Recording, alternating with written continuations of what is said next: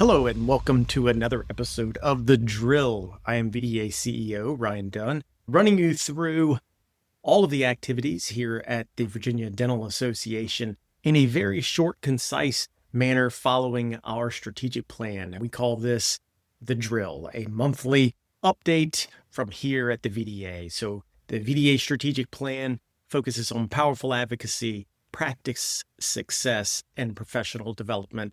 We're advancing dentistry and empowering our members to be successful. So with that, we'll stay with our format that we laid out from last month for powerful advocacy. What is the VDA up to? Well, we have been focused a lot on workforce, trying to answer the million-dollar question of how we addressed the allied dental professional shortage that is in Virginia. We have been, as you've probably seen, all over the media in the past few weeks here, whether it be on ABC, Channel 8 here in Richmond, WTOP News in Northern Virginia, and the likes between Roanoke and Virginia Beach, been all over the news talking about and making people aware of the allied dental professional shortage that we have in the Commonwealth. It's actually something that's throughout the nation, but in Virginia, we're talking about it from the numbers and the stats and the data that has come out in regards to the need. Virginia is about 1,000 dental hygienists short of what the market could absorb right now. And this is a number that we've been talking about quite a bit with our graduation rate of 135 dental hygienists from across the Commonwealth each year. That's the number of spots that we have in dental hygiene schools. As you can see with the market, what it could absorb right now, and graduating 135, we're not getting out of this hole anytime soon if we stay on our current path. So we are looking at all avenues and all options as we try to address this. I talked a little bit last month regarding our activities that we've done, whether it be starting new hygiene schools with Fortis or working with the community college system, but we're also looking at all kinds of avenues. At the end of the day, people in the Commonwealth won't be suffering with long wait times and the inability to see a hygienist. So we continue to advocate for this. We had a meeting in July. We met with Abigail Spanberger, a former congresswoman and candidate for governor, met with her and her policy team to make her aware of the issues that we face, the investments that are needed for this to be addressed should she become the next governor of Virginia. And we will do the likes with Winsome Sears, our lieutenant governor, who is also running for governor of Virginia. So we want both candidates for governor, whoever wins, to understand and know our issues here at the Virginia Dental Association. Also in advocacy on the ADA side of things, touching on a couple of different things, you may have seen some communication that came from the ADA regarding the ADA's letter that they sent to NCOIL, which is the National Council of Insurance Legislators, relating to DLR, the dental loss ratio, and some suggestions that they have. The biggest one being that they suggested that NCOIL look at a new policy that would not include the community expenditures when calculating dental insurers' investments in care.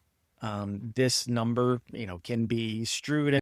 So their suggestion is to not include that, and to also not include the agent and broker fees in the commissions that should not be included in the numerator or permitted to be deducted from the denominator. So I get a little bit into the weeds there, but this is some important information when it comes to getting what an accurate dental loss ratio is, or exactly how much dental insurance companies are spending on patient care.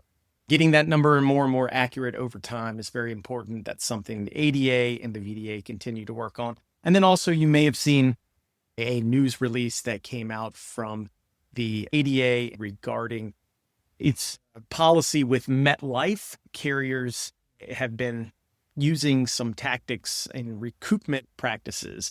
Basically, the ADA was made aware of dental benefit carriers reducing or offsetting payments owed to dentists to recoup overpayments made to other dentists. Seems wild that you could recoup from someone who had nothing to do with it. It's occurred when dentists separately provided care to the same patient or a different family member covered under the same policy. And in one known instance, they actually The dentists were not affiliated at all with the same practice. So the ADA Council on Dental Benefit Programs had worked with MetLife and got this actually addressed. I bring that up as a prime example of some of the things in the work that we do isn't always done in the General Assembly, isn't always done at the Board of Dentistry. Sometimes it is just us working with others in the space or with third-party payers to acknowledge issues and to fix them. Here at the Virginia Dental Association, we have our own ability to aggregate all of the insurance complaints through our dig tracker. If you're not familiar with our dig tracker, our dental insurance grievance tracker, this is an opportunity for your office to be able to input issues. This allows us to keep track of things and allows us to fix problems where they arise. So please, if your office is not taking advantage of that, please take a moment to try and do that. In the next section, we have our practice success. The VDA is always focused on bringing you some of the best insights and abilities to make your practice a huge success. The newest issue of the Virginia Dental Journal has come out. We hope you will take time to read it. There are some really amazing articles in that, and you will notice that there is a peer-reviewed research article that has come out. It examines communication methods used by patients and clinicians to overcome language barriers in dental settings, aimed at determining the most preferred and beneficial resources for how to deal with that. Again, it's some peer-reviewed research actually coming out in our Virginia Dental Journal. So please check that out. Look for that in your inbox. There is also a new column called the Dental AI Roundup. Dr. Paul Supana is really taking the lead and helping us stay on top of all things related to dental AI, which is a daunting task as it changes month to month, as it seems, and more things keep coming out. So it's a column designed to present some useful artificial intelligence updates of interest specifically to the dental community. So again, that also is in this edition of the Virginia Dental Journal. As you know, we continue to publish our podcast, The Fulcrum. Karen Wood here in our office talked with Dr. Al Riscala. The podcast episode covers a lot of various aspects of dental malpractice, informed consent, documentation, patient interaction, and critical role of detailed ethical patient care. Dr. Riscala does a wonderful job highlighting common claims against dentists, the importance of effective communication with patients, and the necessity of thorough and accurate documentation. If you're not following our podcast, please go ahead and subscribe to The Fulcrum.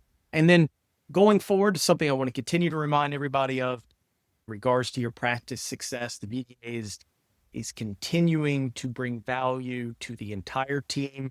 And one of those things we're going to be doing in 2026 is to bring the affiliate membership to your front office and your dental insurance coordinators so that they can communicate together, find more common ground, have CE opportunities to better do their job as well. We want to provide this as a benefit to our VDA member offices. So be on the lookout for more information related to that.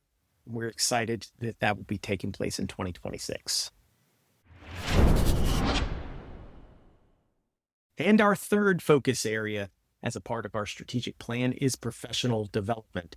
A big part of that for us is the Virginia Dental Showcase. The 2025 meeting will be September 26th through 27th at the Hilton, Norfolk, the Maine. We hope that you are able to join us. There's going to be over 30 hours of CE available for you to be able to get to your CE requirements for the year. This year's program includes CE courses that meet the Board of Dentistry requirements, so you can come knock those all out at once, including substance abuse and opioid prescribing, hands-on CPR, and hands-on clinical courses. We'll have networking opportunities and a whole lot of fun while we're at it. We'll have a membership party one evening and lots of opportunities to meet, greet, and get to know other professionals. We have an exhibit hall so that you can get your hands on some of the newest and greatest things in dentistry. So again, the Virginia Dental Showcase, September 26th through 27th. If you haven't registered, please hurry and do so. And we look forward to seeing you. With that, I'm Ryan Dunn, CEO at the Virginia Dental Association. And just remember, there is only one organization that wakes up every day going to bat for dentistry here in the Commonwealth, and that's the Virginia Dental Association. All of that which we do is all for your benefit, and we look forward to doing it each and every day.